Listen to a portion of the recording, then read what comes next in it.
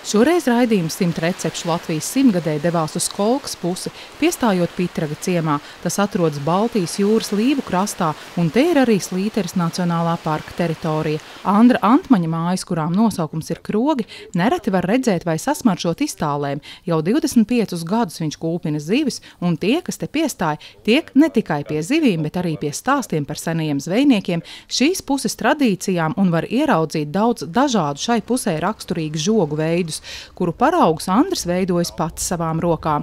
Zivis kūpināšanai Andris iegādājas no apkārtējiem zvejniekiem. Arī šīs dienas butes nākušas no Mazirbes. Pārsvarā ir ar butēm mēs strādājam pa lielām, jo tā ir tā pieprasītākā zivs šajā pusē. Kaut kas raksturīgs ar lībiešu krastu kopējs ir, un tad ar to senatnīgumu, un tā butīte ir vis tā pieprasītākā. Mēs zinām to savu metodu, kā mēs viņas ķidājām rokā. Jāskatās, lai viss iekšķiņas būtu ārā, lai nepaliek iekšā nekas tur tāds liekas, jo tad rodās visādas rūkas piegaršas iekšā, un tad jau vairs nekāds savādāk tā vienkārši jābūt rūpīgi iztīrītām, ja nevar nekas palikt liekas iekšā. Nu jā, ir pietiekami liela butīte un pietiekami bieza, tad viena kasta. Tāda izmēra vienam cilvēkam apmēram kaut kādu pusstundu nepilni. Aiziet laiciņš, kad ķidā.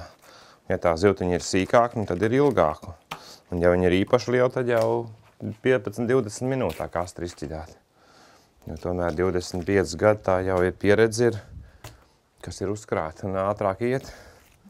Iesākās ar to, kad mēs pārnācām uz šo māju dzīvot, nebija vispār tāda doma par zivīm kūpināt vai kā. Mēs vienkārši uzcēlām namiņu, neko nemērot, vienkārši viss tā uz kā sanāks, tā bija domāju vienkārši katrā lauksētā ir dūmnamiņš, un tad tāds jāuztais ir. Un tad uztaisīja namiņu, domāju kādreiz kādu gaļu kūpināt, kādreiz priekš sevim kādu zivtiņu. Bet tad brālis iesāka ar zivīm kūpināt, un es redzēju, kad viņš tirgo, viss notiekās, un es metos palīgā, jo pirms tam šeit no Rojas līdz Ventspilī nekur zivs netirgoja.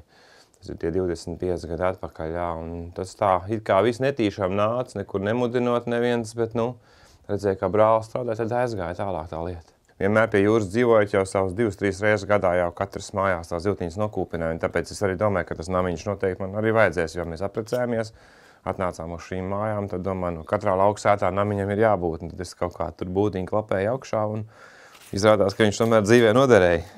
Es redzēju, kā tēvs kūpinā, bija jau kādreiz viņam palīdzējis kūpināt, kad tāds mazāks puišols bija, un vienkārši es to visu liku kopā, to, ko es atcerējos, to, ko es pats domāju, uz sajūtām. Nebija nekas man zināms, nekāds recepts, un kūpinājuma veids, arī šīs veids, ko es kūpinu, tās zivs arī nav tas, kā mēs kādreiz kūpinājām. Mājās tad jau mēs griezām galvas nost, astas nost, galvas griezām nost, paši priekš sevīm kūpinājām, un tur jau viss savādāk, un tur kūpināja no agru rīta līdz vēlājām vakaram, teiksim, kaut kāds tur 11 stundas, gan vairāk pat, jā, pie 20 stundām gandrīz kūpināja tā zivtiņu, un tā bija drusciņa savādāk, bet, kad šo zivtiņu sāk kūpināt, tad pirmajā reizē tik īpaši labi nesanāca, jo es domāju vienu, uz atmēji bija kaut kas cits, un nezināju, ka tā temperatūra tik lielu lomu tur spēlē visā tajā, un tad, es tā lēnām sāku kaut kā eksperimentēt, lai tā zivtiņa būtu tāda pēc izskata labāk, pēc garša labāk, un tad, lai gaitā ir tagad palicis tas veids, ko cilvēki man visvairāk ir iecienījuši.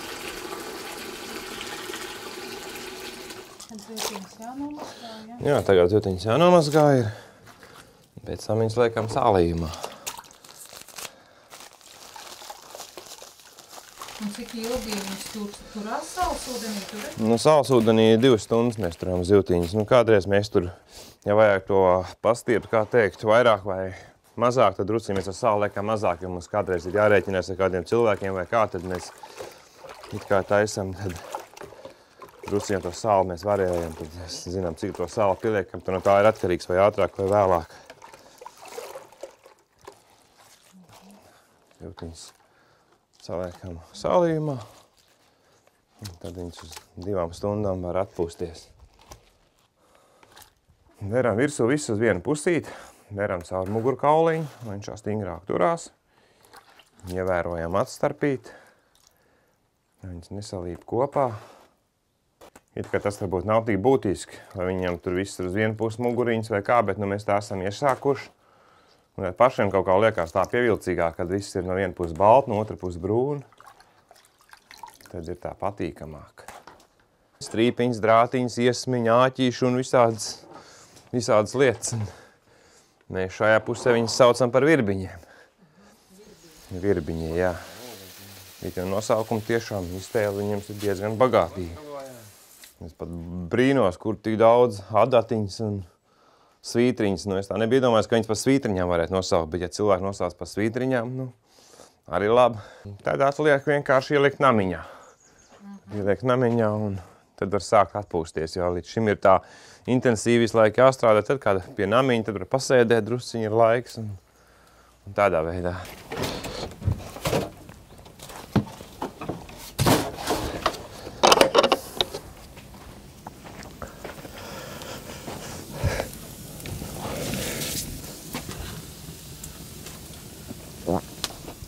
Zivīm arī jāseko līdzi, kas notiekās. Šobrīd notiek apžāvēšanas process, es pataustu, cik viņi paliek vingri.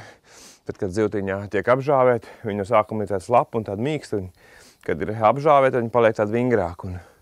Tādi viņi sāk rauties tā pietiekami, tad atkal man ir pēc tām iemaņām, es nosaku apmēram, kurā brīdī ir tas pareizais laiks, jo aiztaisot ciet pārāk ātri. Tā zivtiņa mēdz visādi šķobīties un citreiz pat pārplīst tādiņa, tas mitrums nav īstais izgājis ārā. Viss liekais mitrums ārā, un ja ir pārāk sauss, tad viņi ir vesels maiss jāpiekrauj, lai būtu kilograms. Tad kā liela zaudējuma, tad mēs cenšamies tā, lai būtu. Man tā garša ir savādāk, tā sulīgums tā zivtiņai pazūda. Tā arī mēs viņu par dūmnamiņu saucam, vai arī kādreiz, kad mēs paši esam, sakam, dūmbūdiņi, mūsu vietējā valodā mēs sakam, aizejiet uz dūmbūdiņu vai kaut kā tam līdzīgi. Dūmbūdiņu, dūmnamiņš, tā arī viņi sauc. Cilvēki, kad atbrauc, viņi saka, nu tādas šķūnītes, vai tas šķūnītes nenodeg, ka šķūnīti ir zivs kūpinā, nu, kā tie nosaukumi katram ir, bet nu, mums tas ir dūmnamiņš, dūmbūdiņi, kā mēs saucam, jā, mēs zivtiņu sakarinām iekšā, tad mēs apakšā pakurinām mazu uguntiņu, un tad lēnām ar tādām mazām liesmiņām viņi apžāvē, tad, kad jo tā zivtiņa paliek jau tāda drusciņa apžuvus, tad var to liesmiņu tā kā stingrāk un uguntiņu tā kā taisīt to karstumu lielāk. Ja no sākuma uztais pārāk karsti, vienkārši tā zivtiņa tiek saplaucēt, savārās viss tā gaļa un viņi vienkārši nokrīt zemē un tur viss nav nekā vairs no tā viss. Un tad tas moments jānoķer, kad tā zivtiņa nedrīkst stiepties. Jo kādreiz ir īpaši tādā laikā, kad ir lietas ārā līst, tad tas mitrums ir daudz un ja ir pilns namiņš ar zivīm, tad šobrīd tur nav pārāk daudz iekšā. Tur tas mitrums nav tik daudz, viņš apžūst labāk, ja viņi pieliekam pilni, tad mitrums iekšā daudz, un tad ir īpaši jāuzmanās lēnā garā, un tā starpība milzīgi atšķirās tajā pagaidošanās laikā. Ja, teiksim, šiem man būs gatava pa kaut kādām 6 stundām, tad, ja pieliek pilnu namiņu, tad man vajag kaut kāds 10 stundas. Ja tas apžāvēšanas process ir daudz ilgāk. Teiksim, kaut kāds 3/4 no tā kopējā laika, kad zivtiņi tiek kūpināti, ir apžāvēšana. Tad, kad zivtiņi ir apžāvēti, tad mēs uguntiņu izārsdām, sakrāvējam virsū uz oglēm sauso malku. Vienu kārtu, tad zaļu alksni saliekām virsū, un tad ar slapām skaidām vēl to virskārtiņu noberam. Un tad visu aiztaisām ciet un lēnām ceļām temperatūru. Un, protams, jāstāv klāt, jāvaktē visu laiku, lai kaut kas nav kādreiz tā malciņa tā pavērās vaļā, un tad viena spits liesmiņa, tā zivtiņa ir apdegt. Un kādreiz jau gadās. Kādreiz jau arī gadās tā, bet, nu, tas ir roku darbs. Vienmēr vienādi precīzi nevar izdarīt, nav jau mašīna. Tā doma ir tāda vienkārši, ka pa durvīm iet iekšā gaiss, kas ir, un tad viņš sasilst, un kopā ar to siltumā tās zivtiņi tiek žāvēt, un tas mitrums pa logiem nāk laukā. Un tad, kad ir apžāvēts, tad mēs visu taisām ciet. Tad tas viss karstums tajā zivtiņā iekšā, viņi to zivu tā kā uzcep no iekšpusītes. Nav atklāt liesma, kad aiztais ciet, bet vienkārši viņš tā kā gruzdēdams no galiem, no oglēm ņem to karstumu, un tādā veidā to zivtiņu, kā teikt, sacep. Senie lībieši, viņiem pat nebija tāda veida namiņi, viņi kam bija iespējas vecās zvejnieku laivas, kas vairs negāja jūrā, kas bija jau nolietots, viņas atved mājās, pārzāģējas pusēm, sastelē divas kopā, kur vajadzēja kā starpiņas ar dieļiem salikt un tādos kūpinēs zivs, bet nu, viņi vairāk jau taisīja tāds augstu kūpināts vai kaltēts, viņi divu veidu ir tāds zivtiņi, ko var saglabāt ziemā. Šīs ir domāts tādai ātrai ēšanai. Nu, es ir šeit vietējais, jā, Pitragā jau dzīvo jau kāda 6. paudze, laikam 6., 7. tur tā īsti nevar saprast, tur tie vārdi ir pašā sākumā ir līdzīgi, un tad ir grūti saprast, vai iet runa par vecā tēva brāli vai par veco tēva pašu tur tajā vietā, un tad ir tā drusciņi, bet, nu, vismaz 6. paudze jau esam šeit un dzīvojām. Es pat nekad nav apsvērs domu kaut kur iet projām, lai cik grūti agrāk ir bijuši kaut kur, kad ziemā kā jau uz laukiem, tas nav nekāds noslēpums, un ja ir bērni, tur vai pietiekami daudz līdzekļus, un tā dzīve nav tā spožākā, vieglākā, īpaši, teiksim, gadlaika tumšākajā tajā laikā, rudenī, ziemā, Bet man nekad nav bijusi tā doma iet projām, kaut kā es pie šīs vietas tā pieredzi pieķēries, zinot, ka arī šeit ir jūra, no kā nevar iedomāties. Bet es braukājos, kad brauku apkārt, kādreiz ir ienākusi tā doma, kā būtu dzīvot šeit kaut kur. Es nekur nav redzējis citur iespēju, kā es gribētu šeit atrasties, kā tikai tur, kur es esmu dzīvojis visu laiku. Mēs rudenī, ziemā, pavasarī, ja dabūjam lielo biezo buti no Liepājas puses, tad mēs taisām augstkūpinātās. Nevis tās kaltētās, cilvēki parasti jauc visu kopā, kaltētās un vītinātās, viņiem viss ir augstkūpinātās, un tad ir tāda nesaprašanās par kādam zivim, tad iet runa. Manējās ir tās vītinātās, kas nav izkaltuši, viņas negrab, viņas ir drīzāk tāds lokans tāds, bet viņas arī nav sulīgas vairāk, viņas ir tāds ar nāc griežams un ļoti garšīgs. Es zinu, kad pirmo reizi nokūpinājies, es to vien darīju, ka staigāju pa mājām kaut ko, man visu laiku bija nazas un zivs rokā, jo viņas tiešām ir tāds sāļas, un tā pagatavošana ir diezgan sarežģīta. Kopumā kādas 9 dienas var pat aizņemt, jo to zivtiņu apstrādā savādāk nekā mēs tur redzējām. Tur nogriež galvas nost, astes nost, viss, bet tikai tur ir lielās zivs, ir mazās, tur pat neder. Tad mēs viņas ieliekām lielajā vanā uz sālījumā, uz 3 diennaktīm, bet katru diennakti sālījumu mainām. Tas sālījums domā, cik spēcīgs un stiprāks nekā šis sālījums, lai to asi no kauliem izvilkt ārā un šo zivtiņu tā kā sagatavo. Un tad atkal ir 2-3 dienas ir jāatmircina atkarībā no zivs biezuma, tad sakarinām namiņā un tad uz 28 grādiem, arī kāds 2-3 dienāks atkarībā no zivs biezuma, bet tas ir pamatīgs darbs un tur visu laiku ir jābūt klāt, jo temperatūra diezgan strauji var lēkāt. Tur pāris minūtēs var nokrīst, pāris minūtēs var uzkāpt un tur nedrīkst vairāk, tur tie 28 plus mīnus pāris grādiņi nevairāk. Tas ir tāds, tur nevar ar roku. Šeit es temperatūru nosaka ar roku, vai ir pareizi vai nepareizi, tur man ir termometriņš un viss tur visu laiku ir jābūt praktiski ir klāt. Šīs zivtiņas ir nākuši no Mazirbas puses. Mēs tā tiem zvejniekiem arī šobrīd ir grūti, viņi ir maz palikuši. Kad mēs sākām, viņi bija ļoti daudz un Mazirbē vien vakar skaitīja kaut kur jau ap 10 zvejniekiem tajā laikā, kad mēs sākām ņemt zivs. Tur bija arī katrā sētā bija pa zvejnieku un zivtiņu varēja dabūt, cik uziet. Šobrīd jo zvejnieki ir palikuši pavisam maz. Mazirbē ir viena iespēja dabūt no zvejnieku zivs, tad ir kāds dažas iespējas ir kolkā un tas arī praktiski ir viss. Un tas ir starpība ir milzīgi liela, tad, kad mēs sākām pirms 24-5 gadiem, varēja būt kā pie 20 zvejniekiem. Tagad viņi tikai uz vienas rokas pirkstiem gan arī saskaitām tādu, kas nopietni. No kā var zivtiņi arī iegādāties tādu, kas priekš sevis jau tādi jau ir vairāk tie mazie sīkie zvejnieciņi, bet viņi neko daudz nevar saķert tā, lai var kaut ko ražot, jo mums jau vajag tā, lai tā preces ir nevis tad, kad viņiem ir, bet tad, kad mums vajag, un tad ir diezgan tā grūti ar visu to tā, lai visiem būtu labi.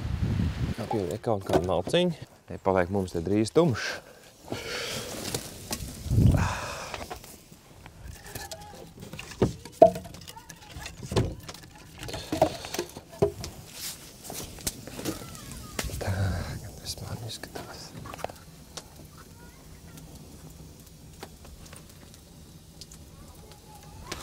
Tā kā aiziet miški.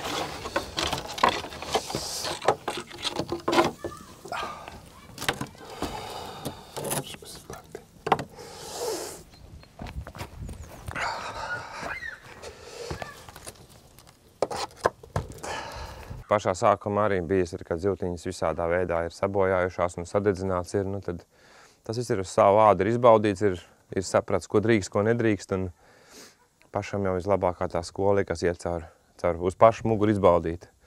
Pats zina, pats par to maksā, un tad daudz nevar spēlēties, tie eksperimenti ir jāpartrauc, ir jāsāk tā pa īstam, un tad lēnām tā laika gaitā tās gudrības sakrājās, un tad arī pie tā esam palikuši.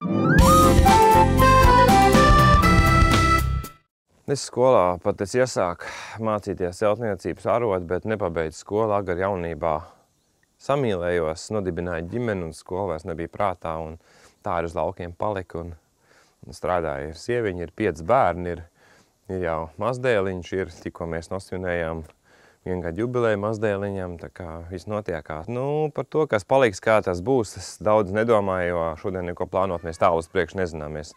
Mēs nezinām, cik ilgi vispār kaut kas notiksies, un mēs vienkārši darām, kamēr varam. Bērni mācās, vecākais dēls mācās Rīgā jau 3. kursa, 4. kursā jau tagad ies, un jaunākais uz Rīgu no dēliem iet projām. Arī ap 2 būs ar tevi, un tad paliek tas mazākais gals paliek mājās, un pat vecākā meita ir jāprecējusies. Tad tie 2 mazākie meitēno paliek pie mājas. Mēs jau ar sieviņu sakam, tagad rudenī tā māja liksies tik plaša būs, jā, un nepierast, bet, nu, pieradīsim arī pie tā. Jau nāk uz nobeigumu, kur katru brīdi taisīs namiņu ciet. Jā, drīz būs apžuvušas, drīz taisīs to namiņu ciet. Jā, tā temperatūra iekšā jau ir pietiekami liela. Tagad, kamēr apžāvējās, tad tā 50 nav tik briesmīgi. Nu, šobrīd karstākā kaut kur 100, 110 pat varbūt, jo tas ir tāds ritīgi jau. Ir jābūt, un galvenais jābūt tam karstumam tā, lai viņš ir visapkārt pa perimetru, lai nav vienā stūrī vai kā, tad teiksim, tās zivtiņas var apdegt atkal un pārējās tur vēlāk nāk. Nu, kad vēlāk druciņi tas nav tik briesmīgi skādīgi, galvenais viņš var sadegt, jo vienā vietā ir pa liela tā liesma. Un vienreiz dzīvē ir bijis tāds brīnumains gadījums. Es apžāvēju zivtiņas, saliku malku visu virsū, aiztaisīju cietu un uz lucīšu aizmiga. Pamodos pēc kaut kādām stundām 3, varbūt 4, es pat nezinu. 4 noteikti, jo viss bija izdedz bija zivtiņa, bija nokūpinājusies gatavi. Tā parasti nemēdz būt, jo tur parasti ir malciņi jāpieregulē, skaits jāpaliek, jāpamet virsū. Es nekā nedarīju. Es vienkārši aiztaisīju un apsēdos atpūsties. Un pamodies, tad viss ir sadedz. Es taisu vaļā, skatos, izdedz, nekas nav sadedz. Zivtiņu ideāli vienkārši. Nu, paldies Dievam, ka viņš man nokūpināja tajā reizē. Mēs visu savu dzīvi pakārtojam to, lai Dievs vada, lai Dievs sakārto. Un tad pašam nav jādomā par to, ko tu pats nevar izdomāt, jo šodien cilvēks ir pieredz, ka viņš grib noteikt, kādu, kur un ko izdarīt, un tad, kad viņam nesanāk, ir milzīgs izmisums. Es ir pieredz, ka es to visu atlieku Dievu rokās un pavisam savādāk dzīvi. Pavisam vienkāršāk. Ja kādreiz tā nesanāk, jā, ir kaut kādiem pārbaudiem jāiet cauri, bet paldies Dievam, Dievs no visiem ir izvedis ārā, un man nav par to nekādu uztraukumu. Gribēju pamodināt puiku, bet viņš tik sāli guļ, ka nekā. Lēšana vien jātiek galā. Sausu vajag tajā brīdī, kamēr apžāvē, tad ir sausā malciņa. Un tad, kad ir apžāvēts, kad tā ir cieta, tad mēs noliekam to vienkārt ar to sauso, un virsū labākā ir tikko zaļu zāģēt malciņu. Viņai labāk krāsa uzreiz ir, un arī karstumiņš labāk tur ir to dabūt, jo ar šo malciņu to karstumiņu ir, nu, es pie šo tagad drusiņu piešāvies, nu, viņš ir malciņi kaut kādu jau pārmēnesi pastāvējies mežā. Viņa vairs nav tik sausa īsti. Nav tik mitru īsti, bet, nu, tomēr vēl jau ir mitrums. Tas ir ļoti svarīgi, ka tā ir cieta, visiem jābūt ir alksnim. Ja ir vaļā tā kaut kur kāda pagalīt pa starp, ja viņi nav dikti sviķēni, tad nekas briesmīgi nebūs. Bet, ja tā ir cieta un ir sviķēni malciņi, tad var visādi sīvumi parādīties.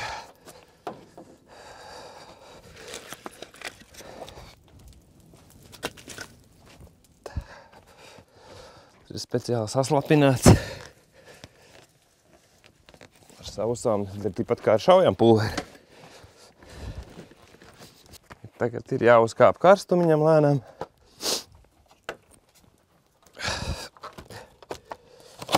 Tagad varam aiziet pie tiem žogiem. Namiņu mēs aizmirstam nedrīkst.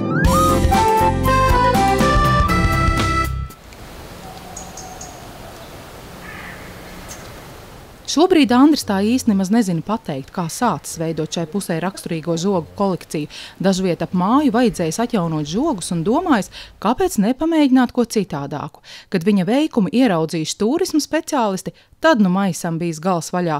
Viņi rosinājuši izveidot vēl vairāk žogu veidu, un nu to jau ir pāri pa 20. Nu turisti te brauc abrīnot ne tikai zivju kūpināšanas procesu, bet arī to, cik liela izdoma cilvēkiem savulaik bijusi žogu veidošanā. Kad 2,5 gadu pagāja, kamēr viņi visu uztaisīja, jo nav jau tā, kā visu laiku ir tikai laiks sēdēt pie žogiem, tos pa brīviem brīžiem vienkārši taisīt. Tajā laikā es nedomāju par to, lai viņi ilgi kalpot, vienkārši tā vairāk savam priekam materiāli bija tajā laikā pilna sēta, un es vienkārši tā iesāku un pēc vecajām fotogrāfijām un gāju un visu saliku. Un es jau no sākuma domāju salikt klāt pie žogiem smuku nosaukums katram žogam, cilvēks atnāk, viņš var izlasīt. Un es atdūrās pēc vienu nepatīkamu gadījumu, ka tam katram posmam ir 6-7 nosaukumi un viss viņi pārklājās. Un es sapratu, nav jēgas likt tos visus nosaukumus.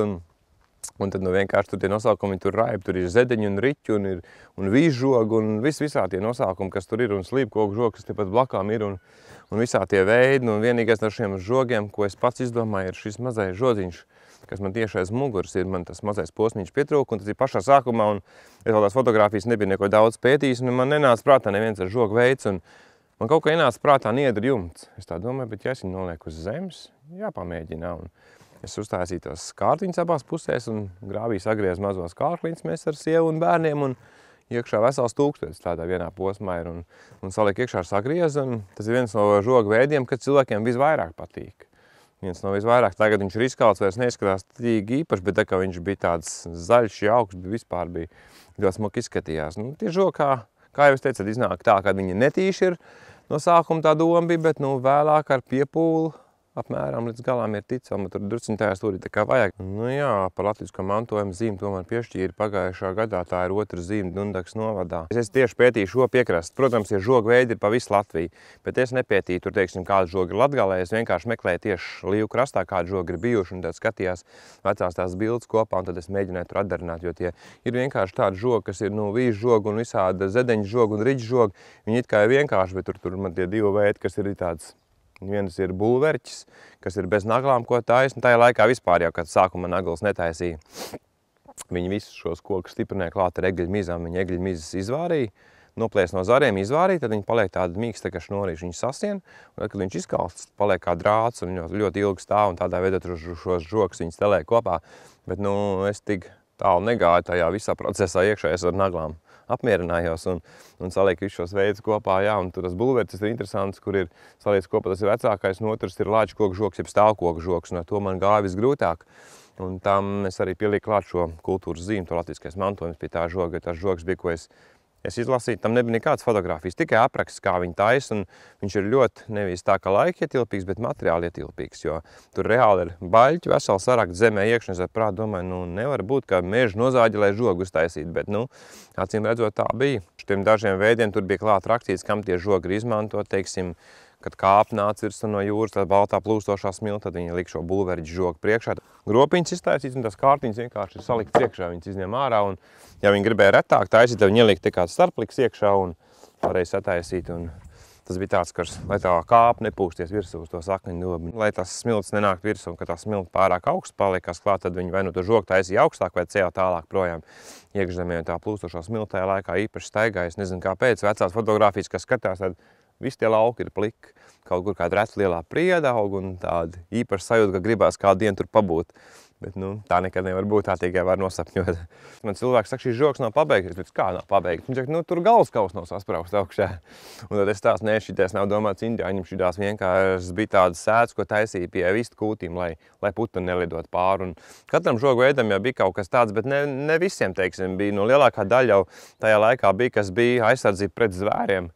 Pret lapsām, lai nenāk iekšā tie pītie žogi, kas ir tur laps netiek cauri, tur rakstīts pašā galā, tur man viens tāds žodziņš, kas arī ir saucās zaru viju, kur vienkārši ir sadzīti zemē mietiņi, un vienkārši zars kā mežā nogriež, tā viņas uzreiz izpina cauri tāds posms. Tas arī rakstīts, ko tieši lika kā pie vistām, lai netiek klāt laps pie olām, un tam līdzīgi katram žogam bija kaut kāds veids.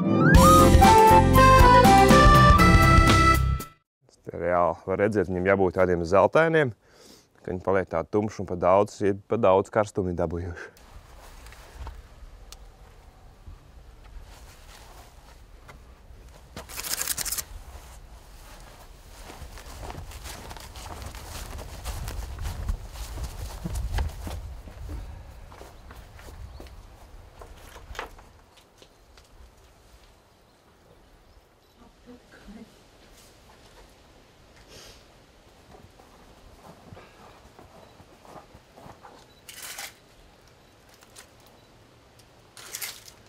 Renika. Patiesībā viņi garšo no visām pusēm vienādi, bet mēs esam, labi, jūs paņemiet pirmā viena zivtiņa. Mēs viņas paši, kad ēdām, mēs ar spuriņiem sākām, no vidu mēs sākām. Tās muktos spuriņi tad uz katru pusi viņi plēšām nost. Līdzīgi kā lucītīm, tās spuriņas nonāk nost. Abās pusēs to vidiņu ieplēšam un tad tik vienkārši pastiepam. Ja ir kauliņi ar tauciņiem izsūkājām. Ļoti daudz, kas tos nemaz nezina, tad viņi to zivtiņu vidū tā izrubinā un pārējo visu, kā teikt, to labumu aizmet projām. Noraujam astīt, mēs galviņu paņemam tā, it kā iegriežam tā, plēšam, izlocam ārā. Tad vienkārši veram ādiņu vaļā un varam baudīt, kas mums ir sanācis. Šitai mājai kaut kāds 130 gadi, kā es pēc papīriem skatījos, laikam, ka bija celta. Te cipari tagad šobrīd nestāv galvā. Bet no apmēram tā tas ir šī māja konkrētā, bet pirms tam jau tas īpašums ir jau no 800. Vairs nepateikšu īsti no kuriem gadiem, kad gāja pie barona uz Dundāks mūžu pēc uzvārda. Un es saņēmu pirmo reizi uzvārdu Antmanis. Antmanis. Pie barona kā gāja, tajā laikā varēja, ja baronam bija labs garstāvoklis, uzvārdu varēja izvēlēties pats.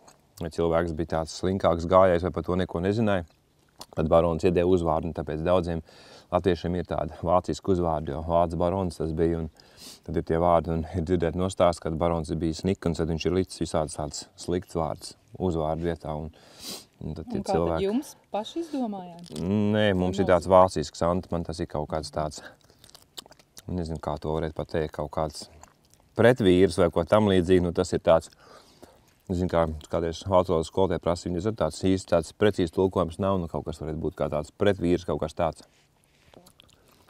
Un mājas kā sauc? Mājas ir Krogi. Un tas sakarā to, ka kaut kur 17. gadsimta beigās, 18. gadsimta sākumā ir īslaicītie krogs darbojies Pitragā. Nav tāds konkrēts liels spēcīgs liecības, bet tie vēsturnieki, kas ir meklējuši, un teica, kad ir avotiņi, kad ir pieminēt vienkārši, un nevar nekā pierādīt to. Vienīgais tik daudz, ka es pats, kad roku šeit zem, man liels tāds, nezinu, cik tepat metri varētu būt, kādi 50 metri garumā un kādi 15 varbūt tās platumā. Ir tāds akmens vaļņu zemes, kas ir bijuši tam krogām pamata apakšā.